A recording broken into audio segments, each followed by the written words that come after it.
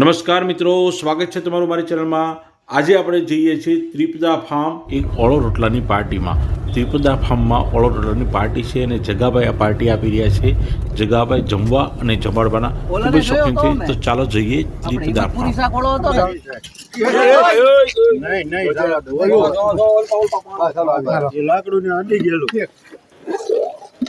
સુરત થી ઓળા બનાવવાના કારીગર આવ્યા છે દુલા દાદા।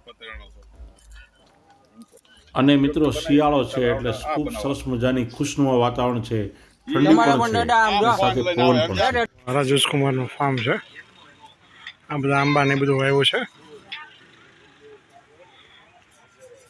મિત્રો આ ઘરથી દૂર પાર્ટીમાં જવાની મજા તો કંઈક ઓર હોય છે।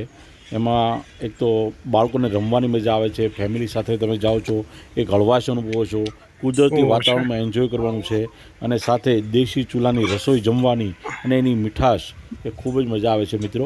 અને સાથે અલગ મલગની વાતો કરવાની બહુ મજા આવે છે। જ્યારે અલગ મલગની વાતો થતી હોય ત્યારે વાતો કરવાની ને વાતો સાંભળવાની પણ ખૂબ મજા આવે છે।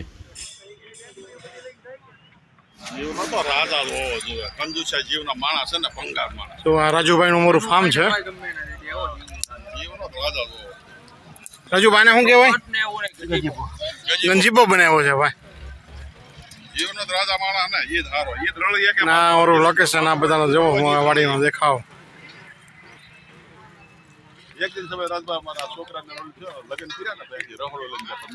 કોઈને ફાર્મ રાખવું હોય તો તરસમિયા રોડ ઉપર, મેઇન રોડ ઉપર જ છે। આ ફાર્મ હાઉસમાં ઓળા રોટલાની પાર્ટી આજે ગોઠવેલી છે અને આ ફાર્મનું નામ છે ત્રિપદા ફાર્મ।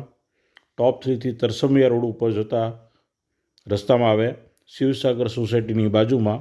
એમના માલિકનું નામ છે રાજુભાઈ પટેલ અને એનો મોબાઈલ નંબર છે 9428640819। તમને કોઈ વાર ઈચ્છા થાય તો ચોક્કસથી તમે આ નંબર ઉપર સંપર્ક કરીને રાજુભાઈને મળી શકો છો।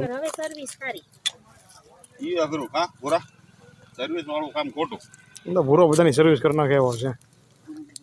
દેશી પદ્ધતિ મુજબ અહીંયા રીંગણા શેકાવાનું કામ ચાલુ થઈ ગયું છે મિત્રો, અને શું મજા આવે છે।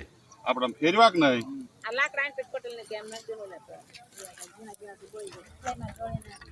પટેલ તમે ઓળો બનાવવાના? અને એમાં ફાર્મમાં અત્યારે ઠંડી ઠંડી હવા આવી રહી છે, શિયાળાની કડકડતી ઠંડી પણ સાથે છે। જિગ્નેશ ભાઈ કે પટેલ દાન બહુ મને ખાવ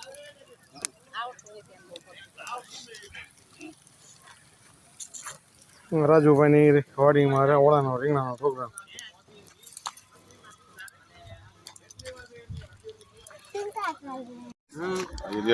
જો ભાઈ ઓળો કરવા માટેના રીંગણા અહીંયા શેકાય છે। આ છે અમારા પટેલ અને આ છે અમારા દુલા દાદા જે ઓળો બનાવવાના છે। લઈ લો પટેલ, લઈ લો।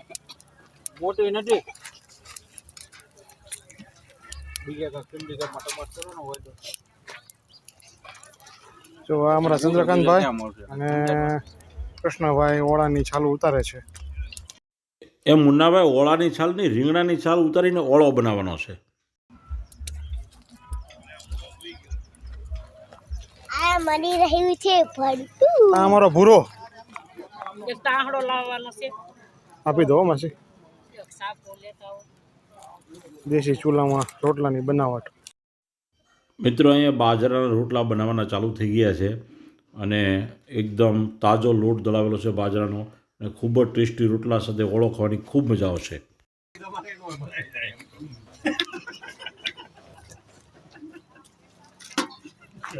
શૂટિંગ લે તો વાંધો નહીં, वीडियो कॉल नहीं थी ना।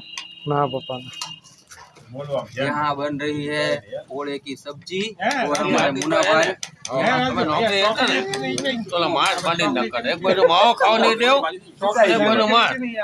અમારા ગ્રુપના મેનેજર છે ભાઈ, જોઈ લો ઉપર ડુંગળીના સ્પેશિયલ કારીગર સુધારવા માટેના। હા જીતેશભાઈ સોની આ અમારા પ્રોગ્રામના અધ્યાપક નહીં પણ અધ્યક્ષ એટલે કે પ્રમુખ। ઓળામાં નાખવાની સામગ્રી અહીંયા તૈયાર થઈ ગઈ છે, બરાબર બધું સમારી લીધું છે। એમાં લીલી તુવેર છે, ટમેટા છે, લીલા મરચા છે, આદુ નથી, હું તાપ કરવું શું કરવું છે? સોરી,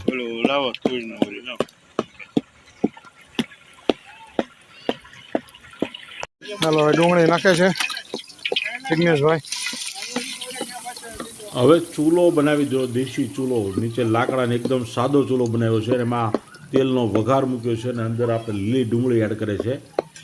જિગ્નેશભાઈ આ ઓળો વઘારી રહ્યા છે. તો ખૂબ જ સરસ મસાલા પણ એડ કર્યા છે પહેલાં, અને હવે ખૂબ સરસ સુગંધ આવી રહી છે. અને અત્યારે લીલી ડુંગળી અંદર એડ કરી છે અને એને બરાબર હલાવીને બધું જ બરાબર મિક્સ કરી દેવાનું છે.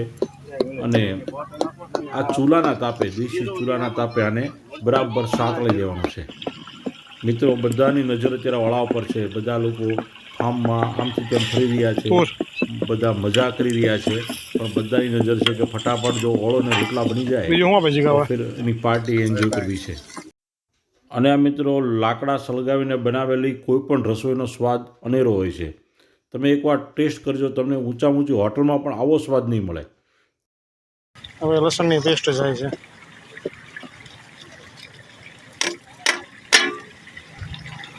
મિત્રો, હવે લસણની પેસ્ટ એડ કરી છે. આમાં મોટું માપ રાખવાનું છે, આમાં ચોક્કસ માપની આદુ? જરૂર નથી, અને છતાં એકદમ ટેસ્ટી, ખૂબ જ ચટાકેદાર ઓળો બનશે.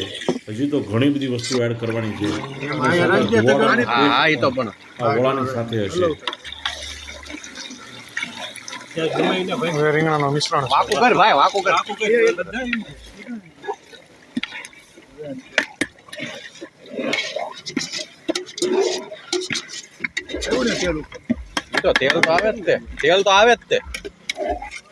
મિત્રો, લીલી તુવેર નખાઈ ગઈ છે, ટમેટા નાખી દીધા છે. હવે નાખવાનું કંઈ જ બાકી નથી. હવે ફક્ત લીલા ધાણા એડ કરવાના છે, કોથમીર એડ કરવાની છે. એ વિજયભાઈ, એ ચાખવા બોલાવે ઓલા વિજયભાઈ બોલાવો તો. કે થઈ ગયો ચાખવા બોલાવે ડાળ દિયા ધનિયા.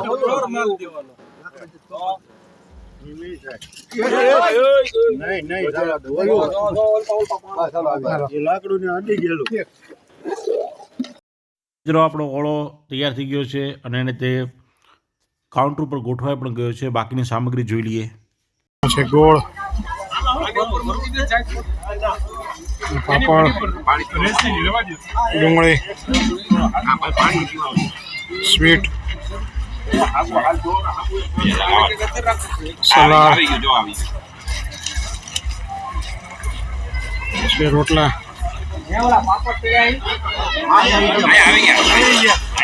આ છે દહીંની તિખારી,